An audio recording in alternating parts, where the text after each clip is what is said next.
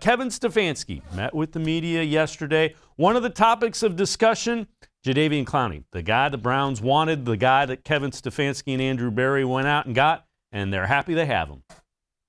I do think he's versatile enough to play inside and outside. He's shown that over the course of his career. He's a disruptive football player in the run and the pass game. He's somebody that over the many years, and certainly the last few, has seen a lot of attention. Teams have slid to him. They've put a tight end in there to chip, or the running back. So we feel like he'll have opportunities here playing opposite Miles that should help him in the pass game. But he's a disruptive player, so excited to add him to the front. Kevin Stefanski talking about Jadeveon Clowney, the defensive lineman that the Browns signed. Let's bring in Ellis Williams, Browns beat reporter for the Plain Dealer as well as cleveland.com. Ellis, what do you think of that? I know you've looked at Clowney on tape. What are the Browns getting? Disruptive is the perfect word to describe Jadeveon Clowney and what I anticipate him bringing to Cleveland. What we got to get out of the way first is Clowney's injury history. And I understand the receipt of injuries is starting to pile up, the list of procedures from knees to elbows to backs. I get it. But from 2015 through 2019, Clowney played in at least 13 games. He's got a couple 13s in there, a couple 15s, and one 16-game season. I compare the worry of Clowney's injury history to what goes on with Odell Beckham Jr. I understand that Odell has missed a lot of games over the past 4 years, but he also played all 16 games in 2019. And with Clowney, we got to keep in mind a guy like Denzel Ward also just misses 4 games a year. He's literally played 12 games all through the years he's been in the league. So I'm going to push that to the side a little bit, keep it in mind, but I don't think it's a trump card to say, oh, no, Clowney isn't going to work here in Cleveland. Because when he's on the field, and as he said in his introductory presser, when he's around that 70 to 90% range, he really is a difference maker, a guy who he thinks is capable of winning Defensive Player of the Year, a guy who he thinks is capable of winning an all-pro spot alongside Myles Garrett. I think that is an all-time high, of course, would be an apex for Clowney. But I think there's a sweet spot for him to have a Pro Bowl year, which would make it a reinvention in a career-like year for him, and he'll do that by disrupting the run game. He is quick with his twitch. He's got a go-to patent swing move he relies on. He's got great play recognition, meaning he recognizes when the lineman in front of him steps a certain way, what kind of run that may be, whether to expect a pulling guard or if it's going to be downhill, wide zone, or a trap inside. He is studied in that way.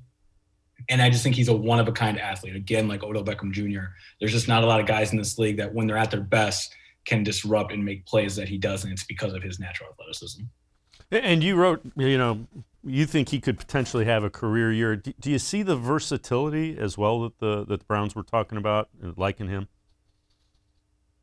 Definitely. I definitely do. He's a guy who can play inside and out. I think they'll primarily use him on the outside because he becomes such an inside defender by playing outside. He really likes to jackknife inside and cross the face of opposing defensive tackles and really take the quickest point from starting outside alignment to the quarterback, which is that diagonal line. Really, he's not much of a looper. When you think of an edge rusher, you think of guys who get that arc, that real nice edge rushing arc. And he can do that, of course. But I'm just saying when he got to have it plays, when he really wants to trust his instincts to do something, he jackknifes the inside, which then allows him to create A gap pressure while starting outside, which then makes you wonder, okay, well, who's got outside contain? That stuff they're going to work out amongst themselves, but just the type of player he is, he can affect both spots, and he really affects the interior, even if he does start outside anyway. It's no secret that the Browns play Lamar Jackson twice. They will have to face Josh Allen, potentially Patrick Mahomes, if they want to get to where they are going, which, obviously is winning the AFC and getting to the Super Bowl. Is he the kind of guy that can run those guys down in space when you talk about an elite athlete? Yeah, put Joe Burrow on that list too, twice a year, a guy who wants to extend the play and can make some stuff happen with his feet, but also extends looking to throw. That's Mahomes, that's Allen, that's Burrow, as you mentioned at times. I think he can. Look, staying on the theme of athletes, to contain a guy like Lamar Jackson, you need your best 11 on the field. And Clowney is like that. On top of being an athlete, though, he also just has this motor that doesn't stop. There's a player broke down a run stop he had against the 49ers, a trap play they tried to hit the Seahawks inside on. Clowney's at left end over the right tackle, over the left tackle.